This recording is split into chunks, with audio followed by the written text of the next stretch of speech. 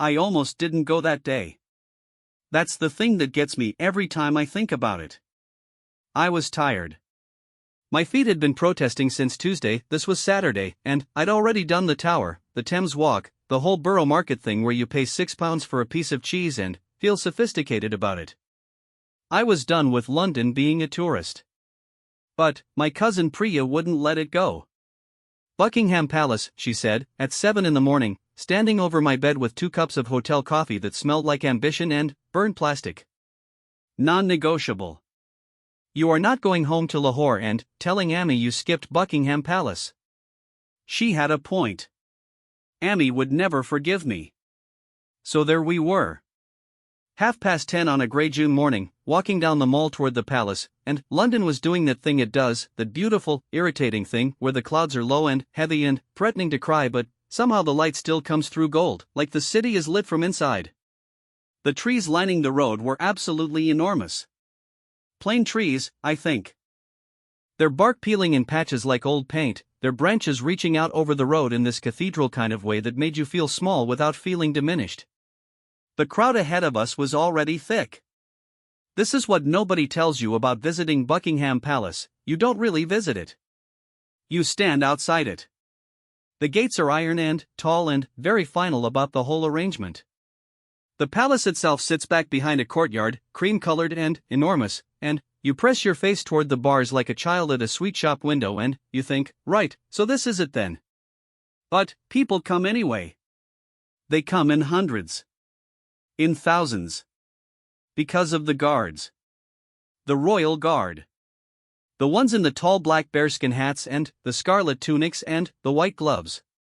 The ones who stand absolutely, inhumanly, almost offensively still for hours at a time. They become a spectacle. They become content. Every tourist on that forecourt had their phone out within 30 seconds of arriving, angling for the perfect shot, creeping closer than felt strictly legal, daring each other to stand next to the guard and see how close they could get before something happened. Usually nothing happened. That's the whole point of the performance, isn't it? The stillness. The discipline. The message being transmitted without a single word: I see you. I am not moved by you. It's a kind of power that most people have never encountered and don't quite know how to handle. The guard on the far left of the gate was young. Maybe 23, 24. I only noticed his age later, in retrospect, the way you reconstruct details after something has already happened and you're trying to make sense of it. At the time he was simply a uniform. A hat. A rifle at his shoulder. Boots that had been polished to a degree that seemed personally aggressive. He was standing in the small wooden sentry box to the right of the main gate, the classic spot, the famous spot, the Instagram spot. The crowd in front of him was maybe 4 people deep.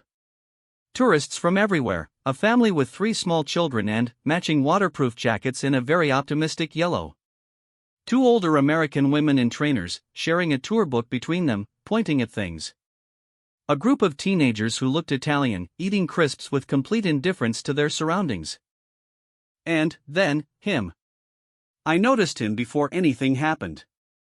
You do, sometimes. There are people who arrive in a space and immediately take up more room than their body technically occupies. Not tall, exactly. Not especially large. Just loud in a way that had nothing to do with sound. He was probably mid-30s. Cargo shorts despite the weather. A baseball cap that said something about Vegas. A camera hanging around his neck that looked expensive and was almost certainly used exclusively to photograph himself.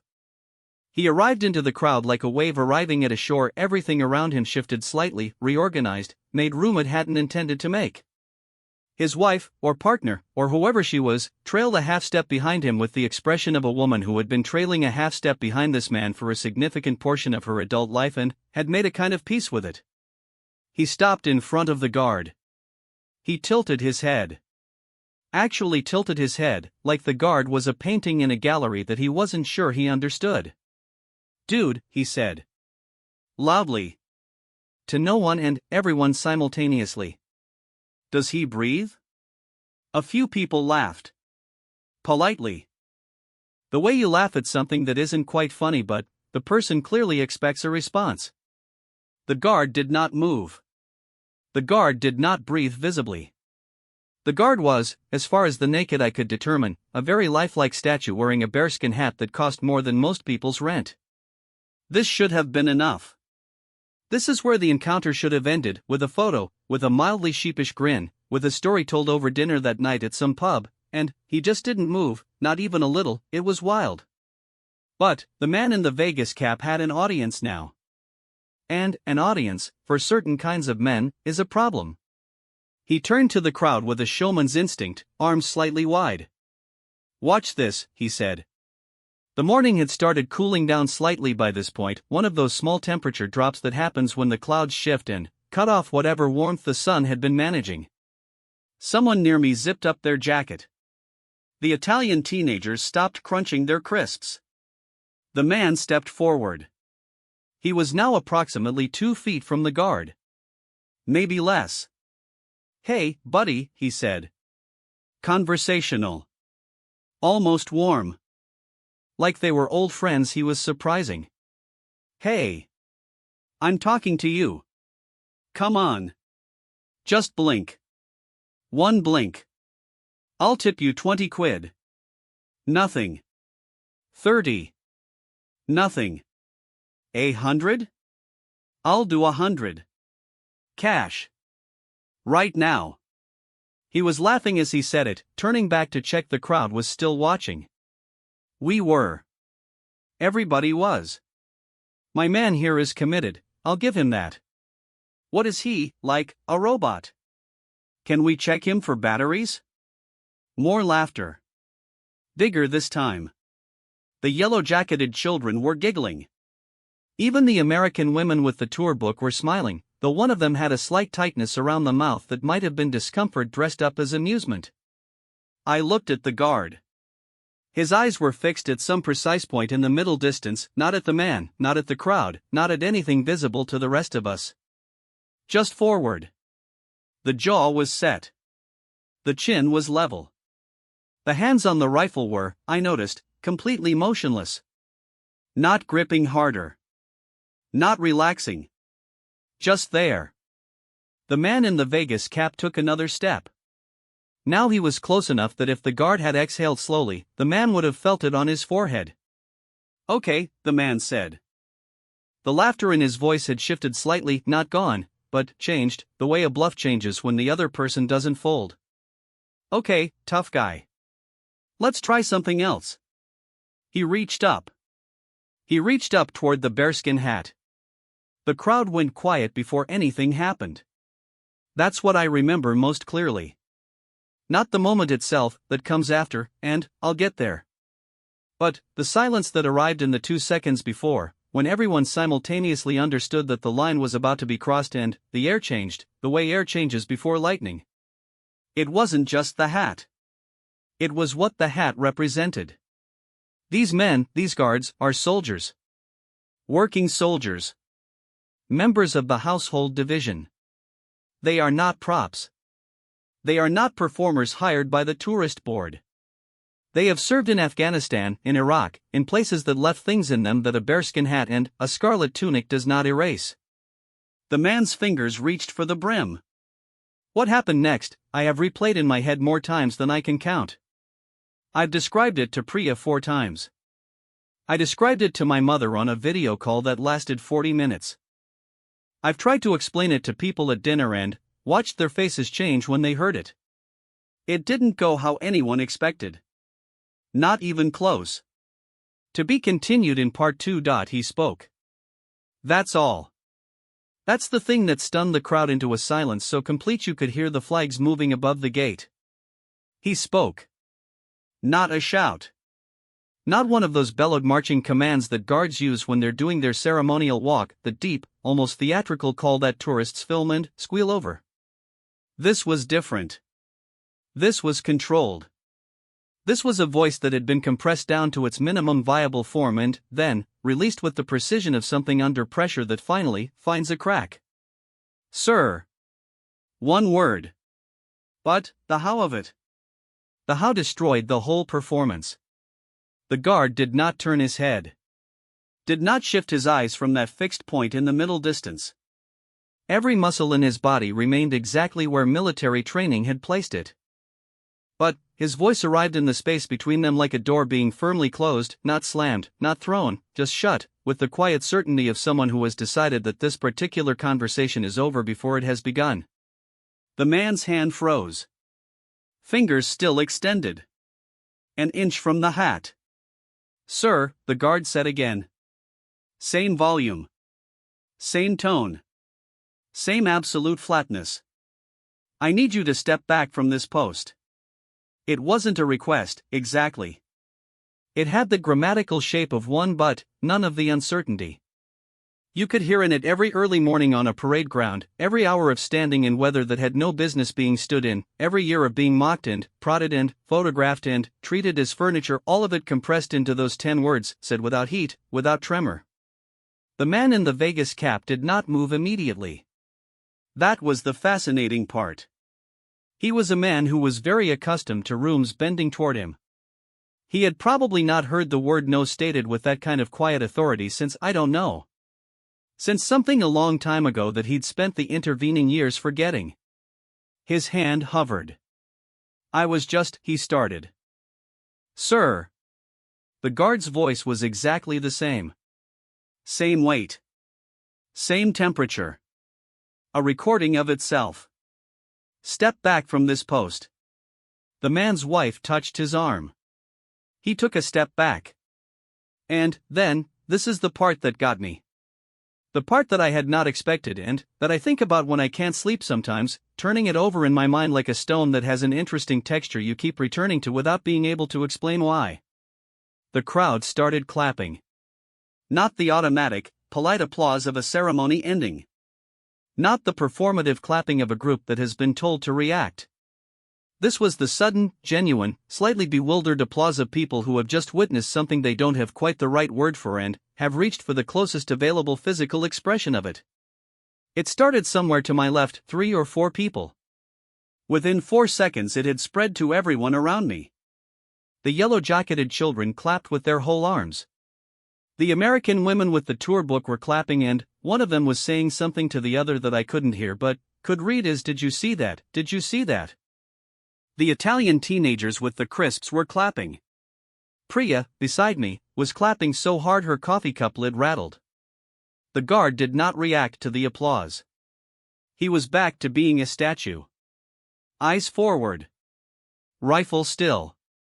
The conversation, from his perspective, was over-logged, filed, closed, forgotten. Whatever he felt about it, if he felt anything, was somewhere inside that tunic where it would stay until the shift ended, and he was somewhere private. The man in the Vegas cap was standing 2 steps back from where he'd been. His hand was back at his side. His wife was watching him. The expression on his face was, and I want to be careful here, because what I saw wasn't simple, it wasn't embarrassment exactly, though that was in there. It wasn't humiliation, though there were the early structural elements of it. It was something more like recalibration. The look of a man who has thrown a ball at a wall expecting it to bounce back and, instead, watched it go straight through, and is now revising several assumptions about walls. There was a man standing 2 people to my right who I had not really noticed before all of this happened. Older. 60s, maybe. British. I was fairly certain there is a quality to the way certain older British men hold themselves in public spaces, a kind of practiced uninvolvement that takes decades to perfect. He was wearing a dark green jacket and had a canvas bag over one shoulder. He had been watching the whole thing from the moment the Vegas cap man had said "watch this." He turned to no one in particular, and, in a quiet, absolutely even voice, he said, "They do 2 years before they're permitted to stand post, you know. These boys. 2 years of training before they're trusted with this." Nobody responded. But everybody heard. He reached into his canvas bag, took out a small bottle of water, drank from it, and looked back at the guard with an expression I can only describe as respect that had been carried for a long time and knew exactly where to put itself. I thought about that sentence for the rest of the day. 2 years before they're trusted with this. Standing in the cold and the noise. Being photographed and mocked and prodded. Staying still. Staying present in that particular way that isn't passive, it's the most active kind of endurance there is, the kind that costs something. The man in the Vegas cap turned and walked away. He didn't storm off. He didn't do anything aggressive or loud. He just went. Moved through the crowd, which parted for him without making it obvious they were doing so. His wife followed. She glanced back at the guard once, briefly, with an expression I couldn't fully read from where I was standing. The crowd began to resettle. People turned back to their phones. The Italian teenagers went back to their crisps. The yellow-jacketed children's father was crouched down trying to explain something to his youngest, who was maybe 5, and who was staring at the guard with the total, unhurried attention that 5-year-olds give to things that have genuinely interested them. "Why doesn't he move?" the child asked. The father thought about it for a moment. "Because," he said, "he made a promise." I stayed longer than I intended to after that. Priya drifted off to find a better angle for photographs, and I just stood there. Watching the guard. Watching the crowd move around him like water around a fixed point. Watching people approach and step back and pose and leave and approach again, the whole cycling, churning mass of tourism doing its constant restless thing. He stood in it like something that had been planted there before any of them arrived and would still be there after they'd all gone back to their hotels and eaten their dinners and scrolled through their photos and found the one they liked and posted it with a caption about the magic of London. His eyes didn't move. His shoulders didn't drop. Whatever hour it was, and it was late morning by now, he'd been standing here before we arrived, he showed none of it.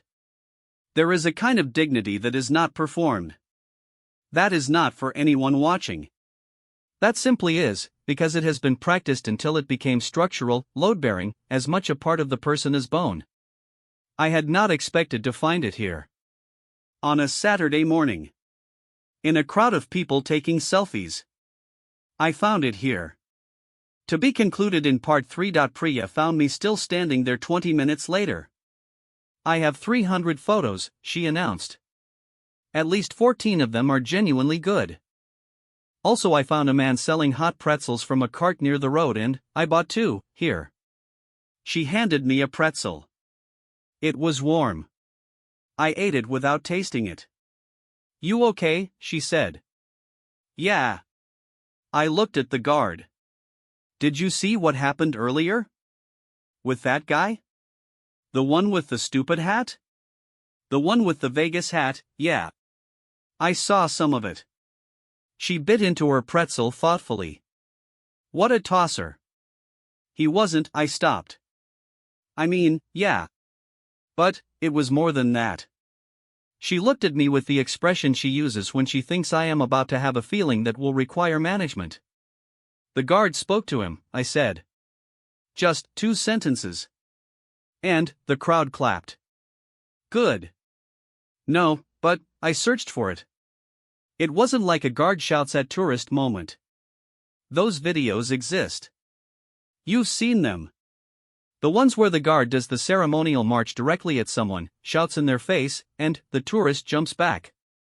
This wasn't that. This was quieter. And it was, I gave up trying to explain it and just ate the rest of my pretzel.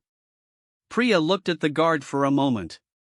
Then, she said, very simply, "He didn't take the bait." That was it. That was the thing I'd been circling.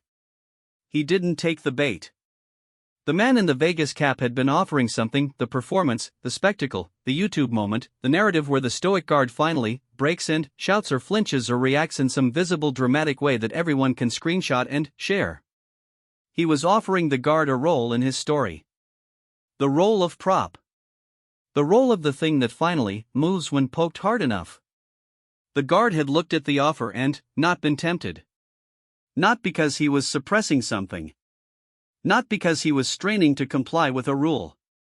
Because the offer simply did not interest him. Because he had a different story he was living in, one that had nothing to do with YouTube and cargo shorts and a Vegas baseball cap. 2 words. Step back. The whole exchange, over. We walked away from the palace about an hour later, heading back up the mall toward St. James's Park. The clouds had made good on their morning promise and a fine, misty rain had started, not the kind that requires umbrellas, the kind that just makes everything slightly damp and adds a quality to the air that Londoners call refreshing and everyone else calls annoying. Priya was talking about where to eat. I was half listening. Because I kept coming back to the man in the Vegas cap. Here is what nobody said, in all the applause and the muted triumph and the quiet satisfaction of the crowd, he had gone away with something. Not what he came for. Not the video, not the reaction shot, not the story of the time I made the Queen's Guard finally crack. He'd gone away with something else, and I suspect he's not entirely sure what to do with it. I know this because I've been that man. Not at Buckingham Palace. Not with a royal guard. But I've been the version of a person who enters a space already performing, already constructing the story, already assembling the audience, already imagining the moment, and has met something so completely uninterested in the performance that the whole structure collapses, and you're left standing in the rubble of your own narrative wondering what you were actually trying to prove. It's clarifying. Eventually. At the time it's mostly just embarrassing. We sat on a bench in St. James's Park and watched the pelicans. Yes, pelicans. There are pelicans in St. James's Park. London is full of things that don't quite make sense if you think about them too long. The rain had stopped. A small dog was barking at one of the pelicans with an energy completely disproportionate to its size. The pelican appeared to be considering its options. I ate the last of a bag of crisps that Priya had produced from somewhere. Can I tell you something strange? I said. You're going to anyway. The thing that got me, I said, wasn't even the guard. It was the old man. The one who said the thing about 2 years of training. Priya didn't remember him. She'd been at a different angle. He said it like I tried to find it again. He said it like he was reminding people of something they should already know. Like the tourists were the ones who'd made an error, not a moral error but a factual one. Like they'd mistaken the guard for something he wasn't. And this man was just quietly correcting the record.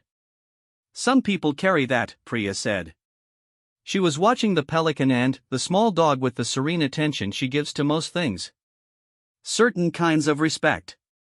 They don't perform it. They just have it, and sometimes it comes out. We sat with that for a while. The small dog gave up on the pelican and went to investigate a crisp packet near a bin. The pelican remained exactly where it had been, unbothered, infinite.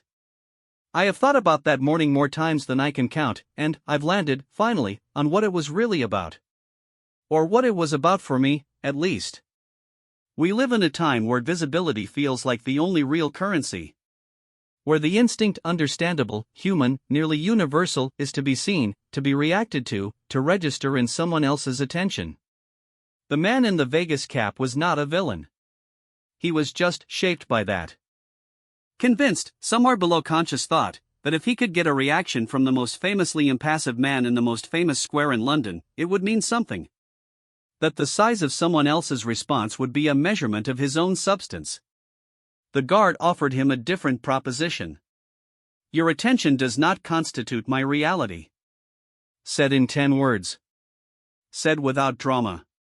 Said and, then, immediately retracted back into silence.